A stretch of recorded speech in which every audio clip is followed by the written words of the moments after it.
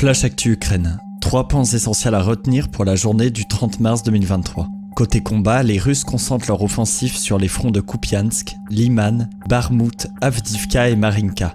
Les forces armées ukrainiennes déclarent y avoir repoussé environ 47 attaques russes et frappé des points de stockage de munitions. Sur Telegram, elles ont publié la destruction spectaculaire d'une cache de munitions près de Marinka, dans l'oblast de Donetsk. Selon un conseiller de la présidence ukrainienne, Sergueï Lechenko, l'Ukraine ne contrôlerait plus qu'un tiers de la ville de Bakhmout. Il a en revanche démenti que la ville soit encerclée par les forces russes. D'après les médias russes, les autorités se préparent à lancer une vaste campagne de recrutement militaire dans le but d'engager 400 000 soldats supplémentaires sur la base du volontariat.